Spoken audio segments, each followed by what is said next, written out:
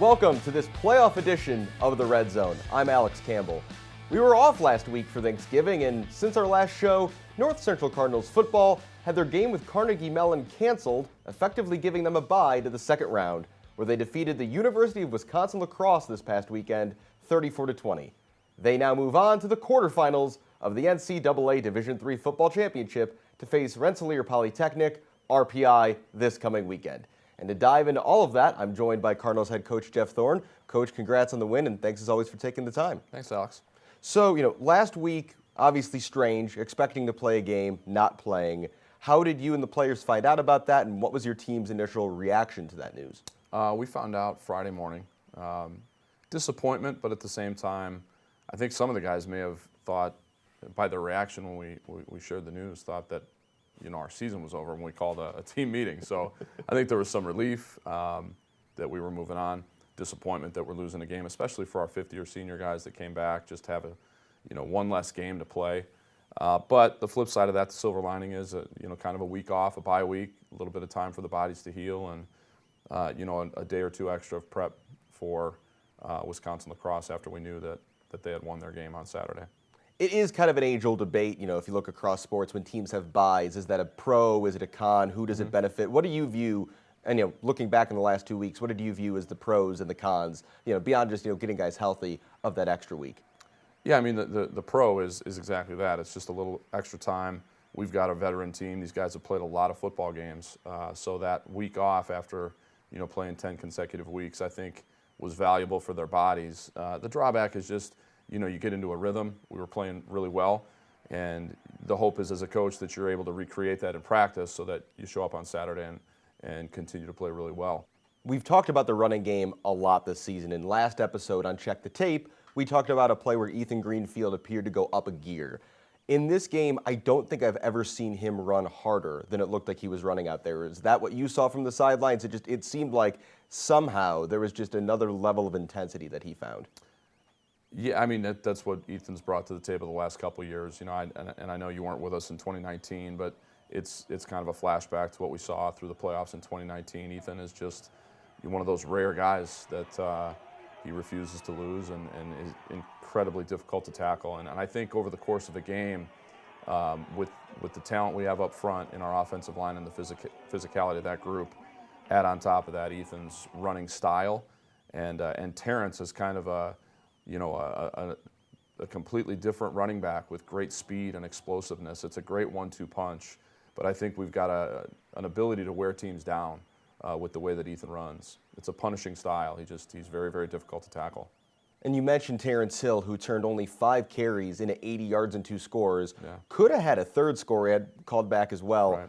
You've said several times this season, including in the post-game of this game, that you think Terrence Hill has the best story off the field on this team.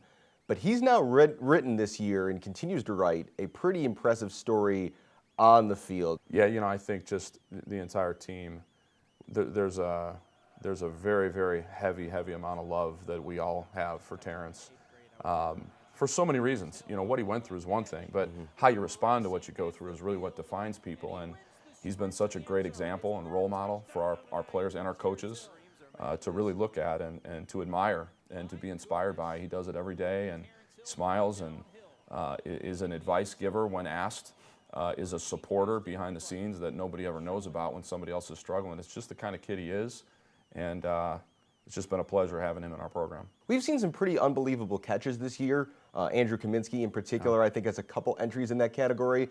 But did Nick Rummel make the catch of the year in this game with that interception in the end zone? That was a heck of a play. We needed it too. They were starting to get some momentum going, and I think they got right back up to the ball pretty quickly and tried to use some tempo. Nick was isolated on the outside with their best player and made an unbelievable catch, one-handed grab, and really pivotal play in the game. I would tell you that I think, having looked at that and Kaminsky's catch, I mean, just 2 incredible plays in the game. Looking forward now to this coming weekend, RPI, a team who, like when we were talking about Carnegie Mellon, you guys have never played. You don't really have any common opponents either. Looking at their schedule, they tend to play a lot of low-scoring games, using their defense as their biggest strength. What are you expecting this weekend when the team from New York rolls in here? they're going to play hard, and again, it's a veteran team, even more so than what lacrosse was, even more so than what we are. A lot of seniors, fifth-year seniors. They've got graduate students on the roster. So older guys, they're disciplined. They know their assignments. Very, very stout defensive line. Some talented guys up front. Got some guys that run well, and a quarterback that's been around for a long time. Is pretty talented, really strong arm. So we've got our work cut out for us. You know, the other thing, their kicking game is solid as well, as was lacrosse's. So again, we're going to have to play good football at this time of the year. You know, that's the case. We're not going to be able to go out and lay an egg and advance. We've got to be on top of our game. Now that we get to the quarterfinals, though, and it is a little less regional, travel becomes maybe more of a factor. RPI's got a long way to come. Is this stage, do you feel, of the postseason where that home field advantage and that number one ranking really start to pay dividends in terms of giving your team maybe a slight edge? Yeah, you know, this is the first time we've had, you know, a home field throughout, provided we're able to keep winning. And it absolutely is an advantage because you gain time in game planning. Your practice schedule's not disrupted.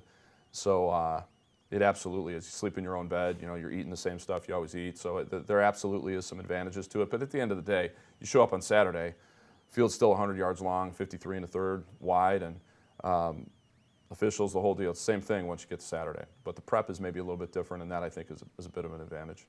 Well, I'm sure your whole team is looking forward to Saturday. I know we're looking forward to Saturday. I'm sure everyone watching is as well. Coach Thorne, thanks as always for coming on the show, and good luck in the quarterfinals. Thanks, Alex. Appreciate it. Coming up after a short break, I'll be joined by senior guard Sharmore Clark and sophomore cornerback Nick Rummel to get their take on Saturday's victory and the remaining road ahead. Stay with us right here in the Red Zone. Opportunity is everywhere. It is in everything and within everyone. Your opportunity is at the center of all that we do, so that you can exceed your personal best.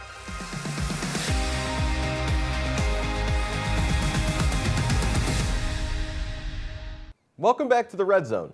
North Central football's victory over UW La Crosse was highlighted by more dominant running and some standout plays on defense.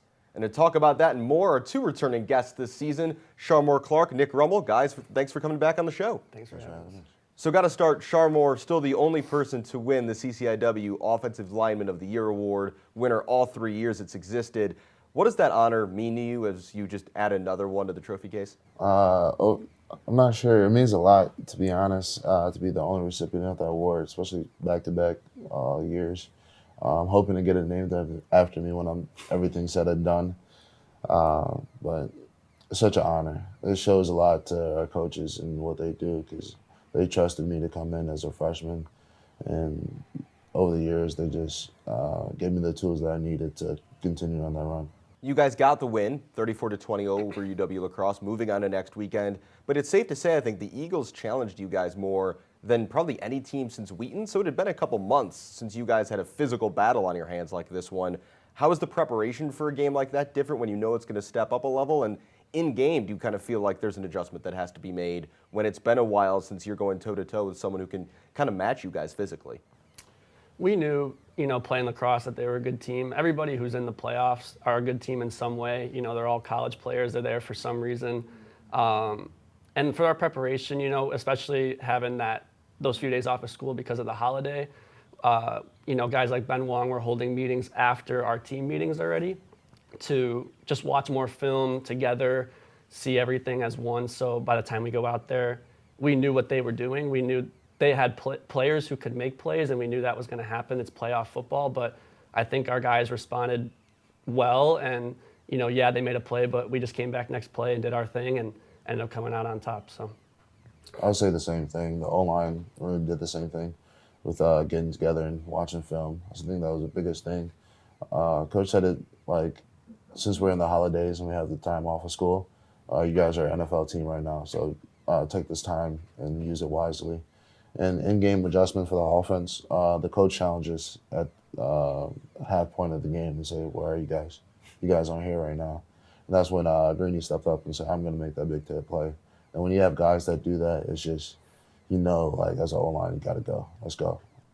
Speaking of that with Ethan in the running game, certainly one of the strengths of this lacrosse team was their defensive front, particularly the size they had. You guys still found a way to, be a dominant running force as you usually are. What would you say were kind of the keys to your guys' success, and how would you evaluate, especially after that halftime talk, how you guys adjusted and what allowed you guys to succeed in the second half?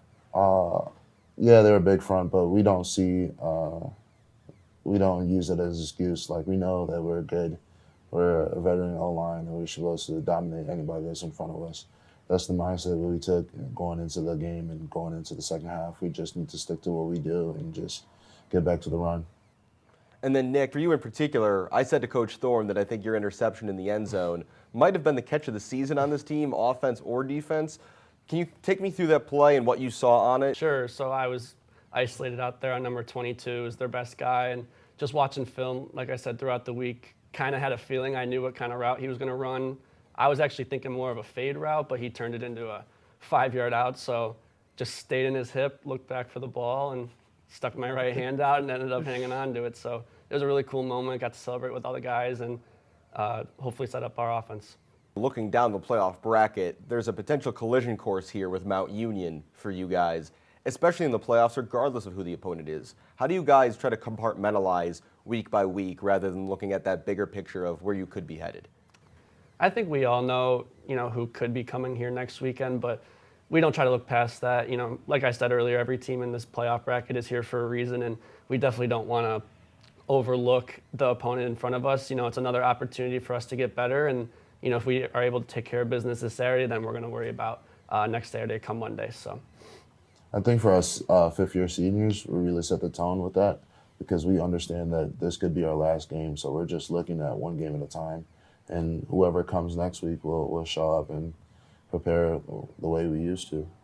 Well, guys, I really appreciate you taking all the time, but before I let you go, we have to do the quick hit segment, and I want to start this week because I've seen both of you as fans at lots of other North Central sports. Whether it's just this fall or overall in your time here so far, what is your favorite other North Central team to go out and watch? I really enjoy watching the men's soccer team here. They've really turned around that program from what Coach Thorne has told us since he's been here. To see them win the conference last month and celebrate the way they did, that was super cool to see, just being a Cardinal here and just seeing other sports succeed. I would say basketball and baseball. I'm a huge basketball fan. And I also love seeing Luke playing baseball and seeing him doing his thing, cheering for him. Absolutely. So next, we are at the time of year, we're past Thanksgiving. It is officially the holiday season, Christmas music season. Do you guys have one particular favorite Christmas or holiday-related song? Or if not, do you have one that you absolutely can't stand that you try to avoid at all costs? I really enjoy listening to Underneath the Tree by Kelly Clarkson. It's got a really good beat to it, when you're in the car and just turn the volume all the way up. It's a good vibe, so I'm going to go with that one for my Christmas song. I would say like Rudolph the Red-Nosed Reindeer. As a kid, like growing up, that's the song that I attached to Christmas. Gotcha. And then finally, elsewhere in college football, this time next week, we will know who the 4 teams are in the college football playoff. Who do you guys have getting in? And if you're confident in it, who do you have winning it all? I know you're a Notre Dame guy. I'm a huge Notre Dame guy. I would like to say they'd get in it, but as of right now, I don't see that being very likely. But just the games I've watched, Georgia's pretty stout. Michigan's been playing well. I just honestly think Georgia's going to win it all. I don't really know the other 2 teams that would end up in it, but I think it's tough to beat Georgia right now. I have a buddy that plays at Cincinnati, so I would love to see them get in and show out and do their thing. But overall, I think Georgia might take it all this year. Well, Cincinnati's currently slotted to play Michigan, so as a Notre Dame fan, I will be all the way with you on the Cincinnati thing. Well, guys, thanks as always for coming back on the show. Great to talk to you guys again, and best of luck this weekend against RPI. Thank you. Stay in the know at home or on the go with NCTV 17 News Update. This quick recap of everything happening in and around town will be delivered straight to your email inbox for free. Sign up today. Welcome back. Over the next 2 episodes of The Red Zone, we're taking the time to look back at some of the Cardinal fall sports that have already completed their seasons. We begin with the women's tennis team, who now haven't lost a conference match in 2 years with a second straight undefeated season. The North Central women's tennis team had high expectations for their first fall season in 2 years. After winning a rescheduled CCIW tournament in the spring, following an 8-0 conference record, they set the bar high for this regularly scheduled fall slate. For the fall, to do as well as we did in the spring, try and have another repeat season. Just have a strong and consistent fall, match what we did last year, and then be ready for the AQ tournament in the spring. Not only did they again go undefeated and win another conference title, they did so by losing only 4 individual matches in conference play and also winning all 6 of their non-conference contests.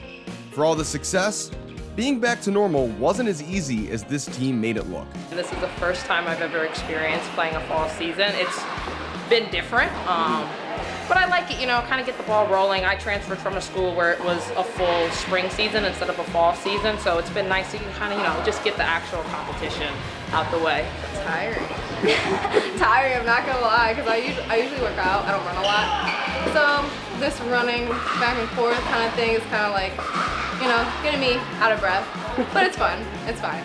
I think it's been harder than I thought it was going to be. I mean, obviously the workload and everything stays consistent, but, going through, not calling it post-COVID life, but, this post-COVID life of, mental health and strenuous going back into schedules and work life and social life. It's been tough for everybody, and, we do a really good job of trying to take things day by day and match by match and practice by practice. And, we have 15 girls and there's been incredible buy-in. So, it's been different, it's been challenging, but at the same time, it's rewarding to get back to normal. I actually think the pandemic might have helped in that situation because we weren't all in matches right away, especially since we got our fall canceled last year. We did a lot in terms of team bonding. So I think as a team, we've really developed this strong unit and strong bond. We're all like friends. We all are with each other as much as we can be.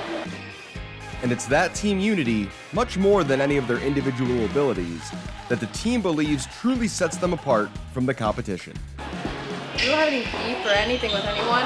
We like each other. And I feel like it's hard for teams to have that, because I feel like sometimes they're like, oh, I don't like her, but I don't think it's like that here. It's really important because there's going to be some days where I'm going to ask someone to sit so we can get somebody else in playing time, and in years past, I don't know if we could have gotten away with that as we do this year. And it's a buy-in, and everyone understands what our goals are, and it's collective, and it's not just a hope we get there, it's an expect to be there, and in everything that we do, and having everyone buy into that has been crucial to everyone getting along and the opportunities that everyone's been getting on the team. So. I truly believe we're a team that gets along with each other. We all like each other. I know that's common on teams. They might have some internal conflicts, but that's not something we struggle with. So we're able to really just focus on what we need to do in the moment and, create goals and kind of achieve those goals together. There has been no shortage of recognition for all this team achieved over the past few months. Ryan Jump was named CCIW Coach of the Year, and senior Kaylee Smashy CCIW Player of the Year. In addition to Smashy, Elena Kantapisai, Natalie Bassett, and Hannah Howland all also received all-conference honors. The relationships that we have with them, watching them grow up, has been probably the most rewarding. Obviously, you can sit there and look at the wins and losses and championships and ranks and all that fun stuff, but the relationships have probably been the best part. Now the team will get some much-deserved time off from matches before a spring schedule that will include hosting the CCIW's automatic qualifying tournament for the NCAA championships. But a lack of matches does not mean a lack of work.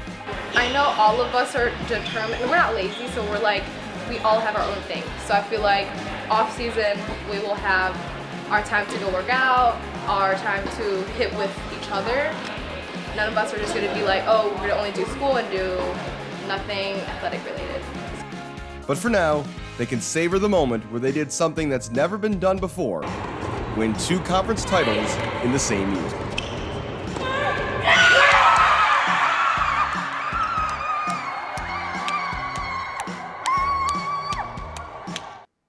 Speaking of conference champions, the Cardinals men's soccer team had maybe their best season in program history this year and captured a CCIW title of their own as a very young team showed not just potential, but that they're ready to win right now. In his special season for the very young North Central men's soccer team, it was fitting that the most exciting chapters were written by one of the team's youngest players, freshman forward Haziel Enriquez. He's a special player. He's got natural talent that I cannot describe as just an unbelievable player. He's been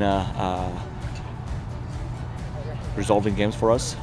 He's our second leading scorer, and again, he's only a freshman, so he has a lot of room for improvement, and he will.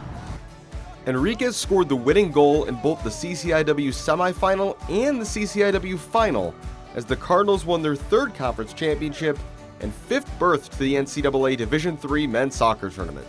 Yeah, I don't know if I can describe the feeling at this moment. It hasn't sunk in yet, but it's a wonderful feeling. I knew from day one when I had this group at the first day of practice that it was a special group, and they performed very consistently for 20 games, only one loss, which I don't think was deserved, but it was a learning lesson. And having such a young team, I think this is just the beginning of something special happening here in North Central. This season saw the Cardinals win their first 9 games and remain unbeaten for their first 15. They dominated their opponents, outscoring them 40-7 in the regular season. But the decisive game was a tight one against Wheaton, who they had beaten handily earlier in the year. The Thunder put up a fight, but in the end it was again the Cardinals who came out on top. First time we played, credit to them, they're a great team.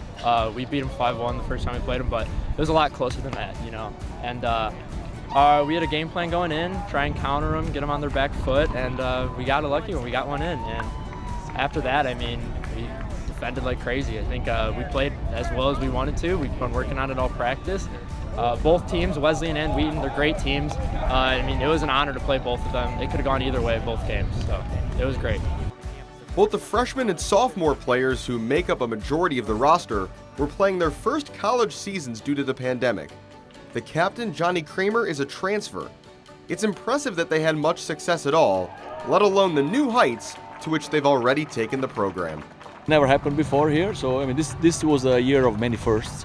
Most wins, most points in conference play, first ever conference final hosted here, and the first ever championship. So now again, I said before, the sky's the limit.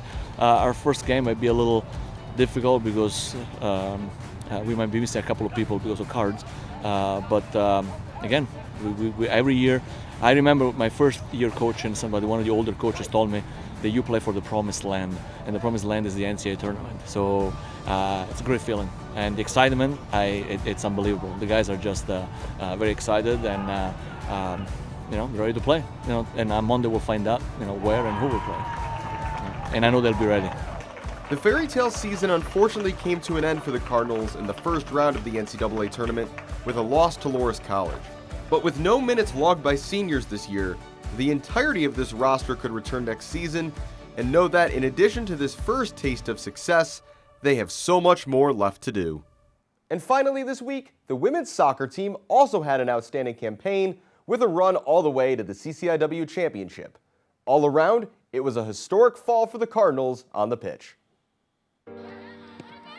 Losing last year, it gave us an opportunity to be grateful and humble and just understand that, at moments when we can't do things that we love and be passionate about, you gain an appreciation for it. So for our kids to step in this year and just know that where we've been to where we are now, it's been a great journey. After last year, I can't be more grateful for this year. We've had the opportunity to play so many games, and we've come together every single week, and we've honestly pushed through a lot of hard games, so it's just been great to be back out in the field. It's been a lot of new adjustments and a lot of learning experiences, but overall pretty awesome, and I love my team and just happy to be here and actually get to play this year. There is no doubt that after a year off due to the pandemic, the North Central women's soccer team came back stronger. They set a new program record with 12 wins and finished with an above 500 record for the first time since 2009 and only the second time in program history. This new success on the field, they say, is in large part due to work they've done as a team away from it. Honestly, it's a lot about communication and bonding, so we're a family on and off the field, so the amount of trust that we've built between us allows us to connect and play as a unit. So we're a family. We work together, we win together, we lose together, and we have fun together, and that's why we're doing so well, in my opinion. In the many months building up to this comeback season, the Cardinals felt that something was different about this team. They were proved right with their performances, with plenty of goals and wins to celebrate, But the soccer success wasn't the best part for the Cardinals, but rather simply getting to be back on the field and back to the sport they love playing, particularly when they get to play as a team. So something that's really fun, like especially this year, is we actually got to play together. So there's some things you can't really replicate when you're doing a lot of team bonding during COVID and everything. But when you get to find those bonds on the field, like passing, scoring goals, having fun, that's just a different dynamic that I don't think we were able to replicate as much in in last year, so my freshman year. But we're just really looking forward to show everyone how much hard work we put into the whole year. All of us have been working since last year, so it's been a whole year process. This success isn't an accident. We've been putting in the work, so now it's just kind of showing everyone.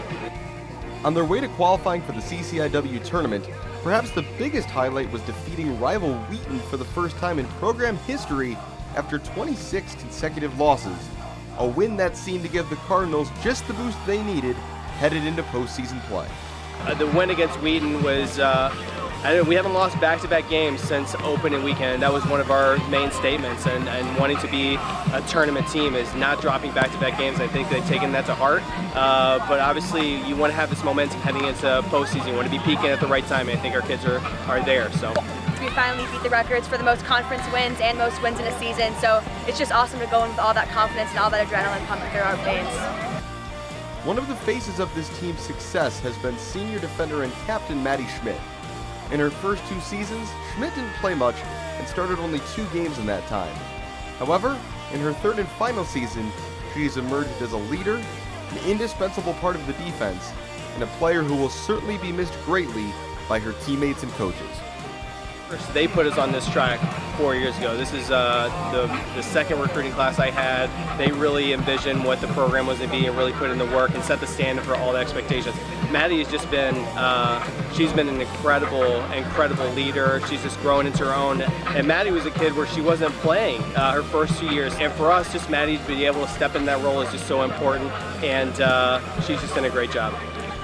I'm very proud of us. I mean, we've come a lot farther in the last 4 years than we ever expected to, from not making the tournament my freshman year to being the 2nd ranked team and almost winning it all. It's a huge accomplishment for us, and we'll be back better next year.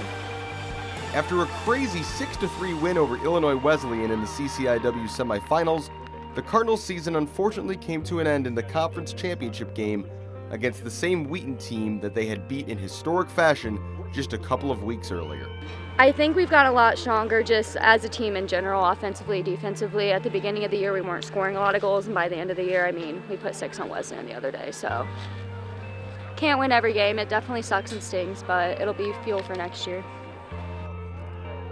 Even though it ended with a loss, that does not diminish all the successes of this season for North Central women's soccer. This night in Wheaton wasn't their night, but all signs point to many bright days ahead for this group of Cardinals. I can't say enough words to tell you guys how proud I am of them. They, we did so many things that haven't been done before with our program, and to get to this point, it's special, and I wouldn't trade it for anything. That will do it for this postseason edition of the Red Zone. Hopefully, we're right back here next week, getting you all set for a football semifinal.